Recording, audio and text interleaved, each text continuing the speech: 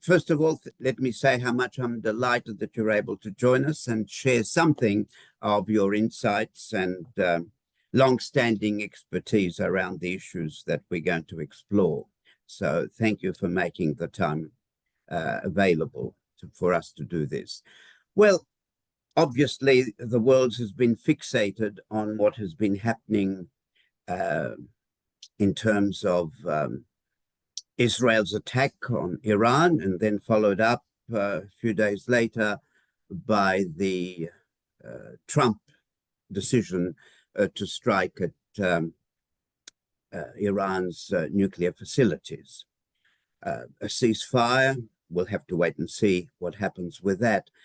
What's your take generally of what has transpired these last 2 weeks? Was it all predictable?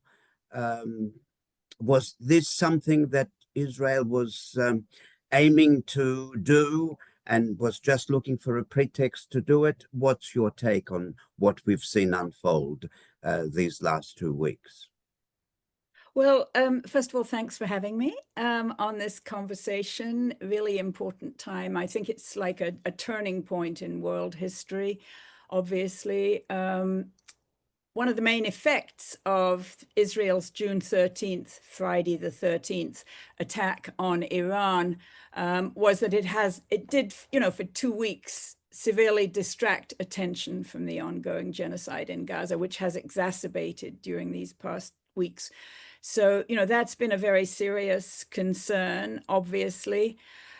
Your question as to whether it was inevitable, I don't think it was inevitable. It was definitely predictable. You recall that last April, the Israelis killed some people in the Iranian embassy in Damascus, which was obviously a gross violation, not just of the Vienna Convention, but also international law in general. It was an escalation, and then they killed Ismail Haniyeh. And so in April and in October of last year, there were small interactions between the Israeli and Iranian militaries that, in a sense, set the stage for what we saw happen this month, June of 2025. I think the Israelis probably felt themselves to be under some pressure. Earlier, they had said they wouldn't be ready to attack Iran until the fall. But then, obviously, they did so in June, launching this completely unprovoked attack. One speculation I've seen said that it was because their very close ally, the head of US CENTCOM, Air Force General Michael Kurilla, is due to retire very soon, and he's been closely involved in the planning for what's happened. So we can call it, from the beginning, from June 13th, a US-Israeli attack against Iran. So I won't go into the details of the attack, obviously, but we need to be aware that there is important regional and global fallout from this whole, what Trump is calling the 12-day war. Crucially, the US-Israeli attack constituted another very serious attack on international law and international institutions, including not just the United Nations, but also the IAEA. The important thing from my perspective is that the US-Israel military attack failed at many important levels. Plus, the Israelis, in launching and attempting to justify the attack, used up networks inside Iran and internationally that they had taken years to construct. So it's not like they can just do the same thing, next month or even 6 months from now. Those networks, the networks that put the drones in and that assassinated key Iranian nuclear scientists, they've used them. That's it. You don't reconstitute that overnight. Second thing is that until the very last day, Iran managed to deliver missiles of great destructive capacity to key Israeli military and security institutions inside Israel, though we never hear much about those. No, we don't. It's too embarrassing. Well, no, it's not just embarrassing. I have worked as a journalist in Israel, and every journalist who works there is subject to very strict military censorship. So Yes, that's why we don't hear about it. yes. But I'm saying the censorship is because Israel would be embarrassed if it became known the extent of the damage done. Well, that's right. I mean, they have been trying to portray this whole war as a miracle of their ingenuity, but Israelis inside Israel see the bombed buildings. They have never experienced anything like this before in terms of kind of just a small taste of the kind of destruction that they have been visiting on Gaza and Lebanon and southern Syria for many months, and they've never experienced it before. So that's kind of interesting. Um, I note that much of Iran's technical military success was due to its incorporation over a number of years of advanced Chinese technical capabilities, Uh-huh. including particularly in internal guidance systems for their missiles. So, up until recently, most internationally recognized missile systems were all guided by GPS, which is a US supported technology that has many backdoors that allow, the US or Israel to spook GPS systems. And we all see that Mm-hmm. from time to time. Iran has now incorporated Chinese systems. I think one of them is called Beidou, and Mm-hmm. and it makes it quite unhackable by the US and Israeli military. That is an extension of Chinese technical military capability right to the western edge of Asia. You know, Mm-hmm. Mm-hmm. People talk about the Middle And East. I that's talk new, isn't it? That's new, a new that is new. development. Yeah. I have for a while now been talking about this region as West Asia because that's what it is. If you look at a globe, whereas of course if you're a Eurocentric, you call it the Middle East because it's That's kind right. of That's east right. of Europe. But now I think we're seeing the technical military unification of the Asian landmass, which is fascinating, Mm. obviously. Uh, Um, and then, of course, we have the compromising of the IAEA mechanisms, including through Rafael Grossi's unquestioning adoption of allegations from Israeli briefings about a supposed Israeli nuclear weapons program. And then guess what? Israel conveniently bombed and destroyed the key facilities around Iran in which any evidence that could verify or disprove Israel's allegations would be located. So I think mhm, that there's this very close relationship between the Grossi allegations and the Israeli attack in many ways. mhm, mhm. So the world community is at a crossroads. Yes, absolutely. And what do you think was, if we just focus on Israel for the moment, for just a minute, do you see as their primary, well, Netanyahu's or his cabinet's primary objective in this attack? What did they want to achieve? So number one is he wants to achieve political survival, and I'd imagine. he does that by, a sort of a Donald Trump style whirlwind of, I'm going to attack Syria, I'm going to attack Lebanon, Yeah. I'm going to, Theater, theater, well, but it's deadly, deadly obviously. And theater, deadly theater. so so he for now has achieved that. He's kept somehow balancing these plates in the air or whatever since October 8th of 2023. And this what the Western media and the Israeli government spokespeople are saying was this amazing, bold, ingenious attack against Iran that has destroyed Iran's nuclear weapons program. You know, he's kept in power, but at home in Israel, they have suffered destruction from missiles and drones that they have never experienced before. So we have yet to see the political fallout inside Israel. And of course, it will also be affected by the international community, but crucially by Donald Trump, sad to say, Yes, who, as always, has managed to put himself at front and center. And I was fascinated, obviously, by his very intemperate use of the F word in relationship to not just Iran, but also Israel. So maybe things are changing a little bit in terms of that ironclad support for Israel. Yes, well, I have heard one thesis to the effect that maybe he did strike at the nuclear facilities, even though he may have countenanced the idea it would not be a fatal blow to but he would be able to claim that they've been destroyed, and therefore, seemingly Netanyahu's objectives have been met. So I now want the conflict to stop. We've done what you wanted us to do. Therefore, no more military hostilities between the two of you.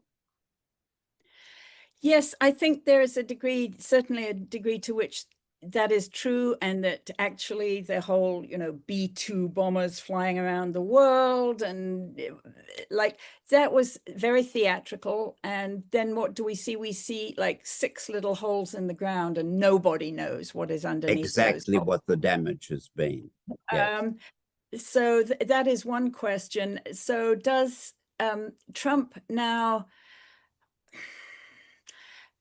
clamp down on Israel's genocide in Gaza? That's the central. That's what I was going. Let's talk a bit about that. What are the implications of all this for what's the terrible, horrific situation in Gaza? How do you see it? Well, Joe, what we saw this week is that Trump got angry with Israel, and he told the Israelis, turn your planes back. Do not do this bombing raid that they were planning on Tuesday. And they obeyed him because they are totally reliant on, US intel, on US refueling capabilities, on this amazing US protective shield that is the entire air bridge from Israel to Iran. Now, the Iranians proved themselves during this conflict capable of flying under that air bridge and of going over the top. But the air bridge has still been really important for the Israelis to be able to continue their bombing. So Trump says stop, and they stop. If he said stop regarding Gaza, they would have to stop. So, to me, that strengthens our argument that he is the person who can do this. And if he doesn't, then the rest of the international community, that is like the 96% of humankind who are not American citizens, needs to be able to unite and override all the ways in which our government supports and protects Israel's genocide. So that's what at Just World Educational, we have been doing this call to humanity. And, I urge people who watch this, I don't know, do people watch it or listen to it? Watch and listen. Anyway, if they watch it, go to this QR code and you'll find our call to humanity that we issued on June 14th, the day after the US-Israeli attack on Iran started. And we just need to mobilize all of the international community, the peoples and governments around the world, to overcome the veto power in the UN Security Council with which both President Biden and President Trump have protected Israel's and supported Israel's ongoing genocide in Gaza. I mean, if humanity can't unite around this, then we are in very, very serious trouble. Now, you say overcome the veto on the Security Council. How do you envisage that happening? Through civil society pressure, other governments pressuring and pressuring? What do you think is feasible, doable, given time and the will to do something? Well, honestly, we don't have much time. The people in Gaza don't have much time. No, it's what's happening there. Frightening. It's quite possible that up to 20% of the population there has already perished, and the rest have had their lives, their communities, their basic vital infrastructure completely destroyed. So my big precedent for this is what happened in 1956 when the British and French, who have always enjoyed veto power on the UN Security Council, they united with Israel in what was known as the tripartite aggression against Egypt after President Nasser nationalized the Suez Canal. So this was a plot that those three governments undertook, and the Israelis invaded Sinai and Gaza, it has to be said, and then the French and the British dropped paratroopers, supposedly to separate the Israeli and Egyptian forces, but actually to occupy the Suez Canal, reoccupy, and then to bring about, as they hoped, the collapse of the Nasser government.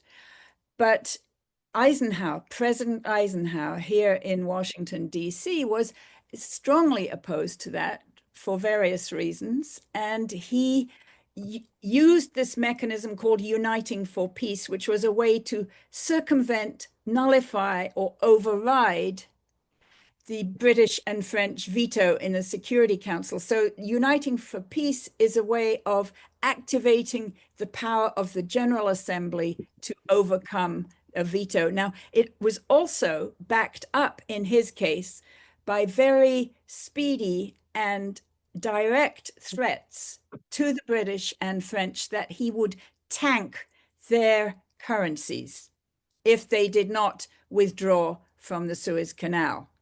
So that was like a very direct and effective use of economic power, Right.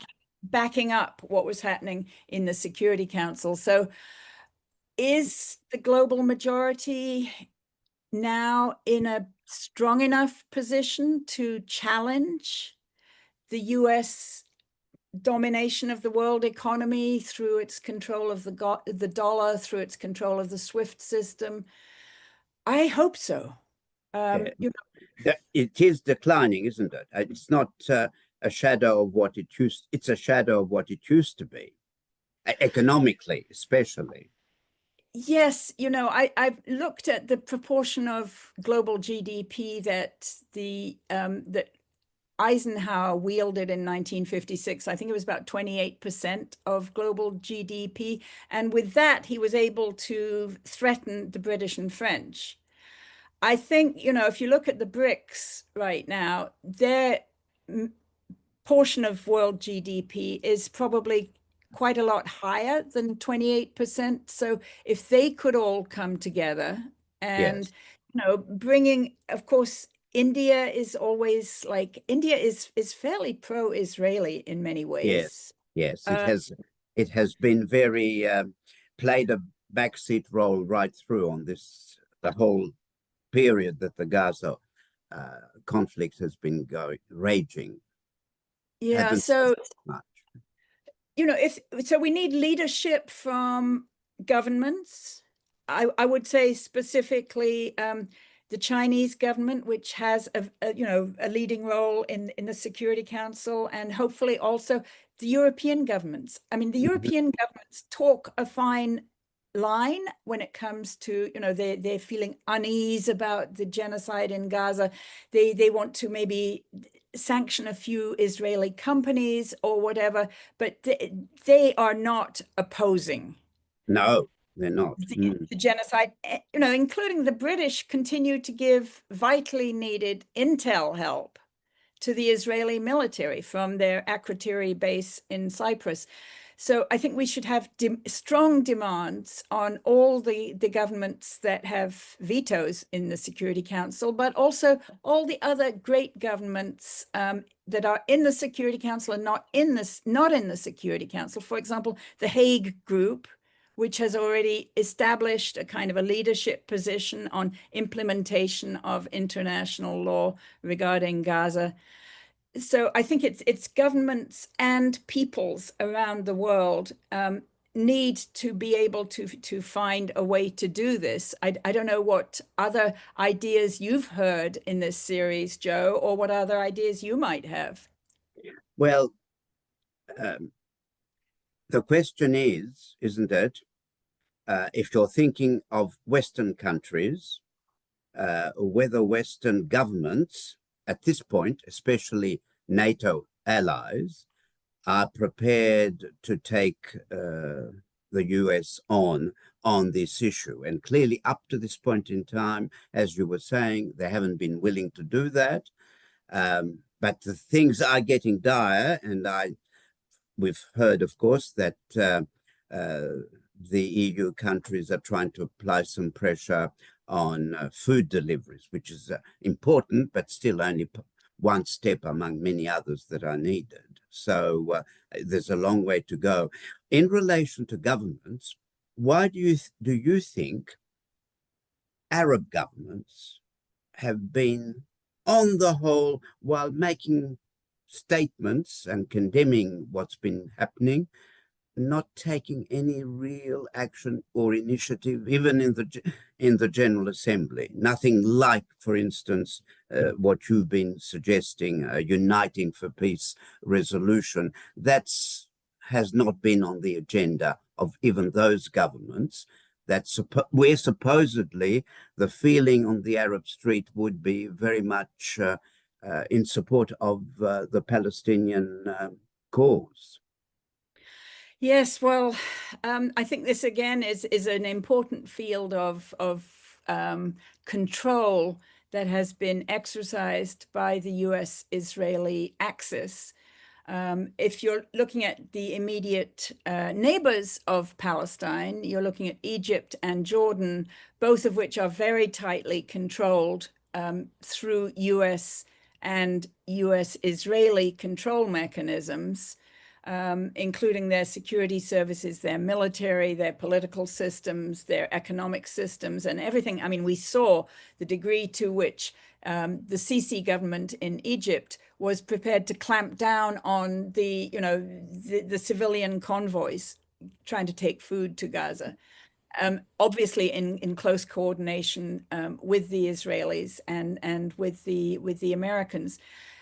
Syria is another case where we have a government that was installed after the toppling of the Bashar Assad government, and the new government in Syria has never contested Israel's actions in Syria, which include, the continuation of the annexation of the Golan area and an extension of the Golan area, and Israel's dedicated destruction of every single significant military facility within Syria. So this new government has been kind of just bowing down and allowing Israeli bombers to overfly Syria on their way to go and bomb Iran.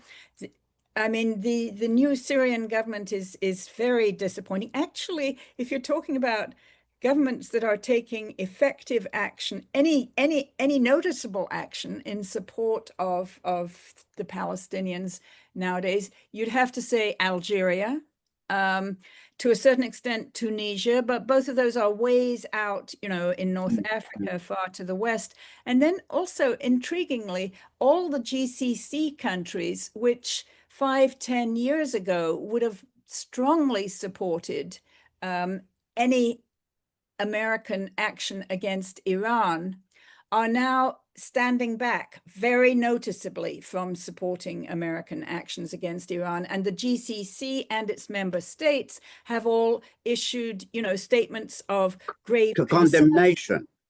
Yeah, of the US-Israeli attack on Iran. That's very new.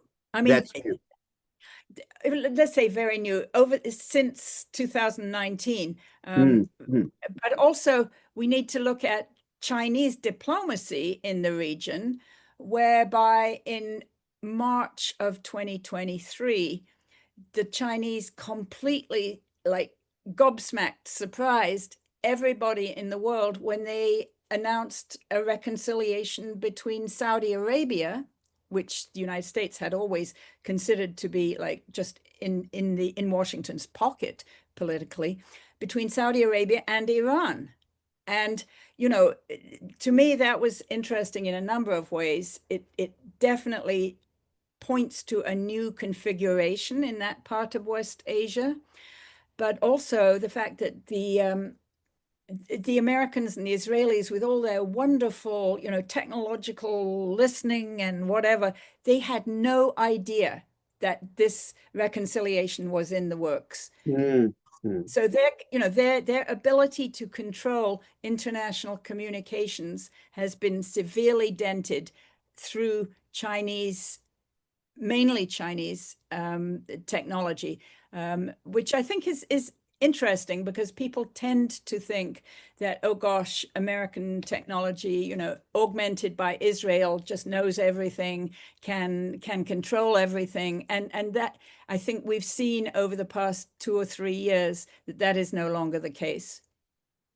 So yeah, the response of the Arab countries to the ongoing genocide has been woeful in the extreme. But you know, the rest of us need to take up our role for our part, trying to shift the policies of our governments. And so you know, I don't know what's happening in Australia, but here in the United States, it's an uphill struggle. But the degree of support for Palestinian rights is something that I have not seen in the 43 years I've been living in this country. So yes, the same is true of Australia. There is increasing visible support for the Palestinian cause, against the backdrop that it's usually been entirely the other way. So there's some way towards, we've gone some way towards tilting the balance just a little bit more towards the support for the Palestinian cause amongst the society at large. It hasn't yet percolated through to government. Yeah, and I think that in supporting the, you know, Palestinian rights, we are also supporting the principles of the UN Charter, and that's really important to underscore. You know, if we want to have a world that is truly one, you know, that is regulated by mutually agreed rules, you know, and the kind of principles enunciated in the UN Charter that have been, you know, they have not been perfectly implemented from. Actually, you know, we're talking here on June 25th of 2025. It was on June 26th of 1945 that the nations of the world adopted the UN Charter. So, you know, 80th anniversary. That's 80th right. coming up tomorrow. If we want a world that actually believes in these principles and in the sovereign equality of all of the world's peoples, then we need to protect the lives of Palestinians. We need to end Israel's brutal occupation of the West Bank and Gaza. And the UN Security Council should take the lead in doing these things. And if not, the General Assembly should be doing a lot more. Exactly, yeah. Yeah. So it's not just a question of getting more trucks of aid into Gaza, although that is important. It's a matter of ending Israel's occupation. Israel's what, 58-year occupation of Gaza? That has to end. So let me bring our very interesting discussion to a close by asking you one last thing. You remain hopeful? Yes, Yes, I do. I have 6 grandchildren, and they are all wonderful young people with great values, and I want the world to be one in which they can, you know, build a future with their peers, with people of all nations and all ethnicities around the world.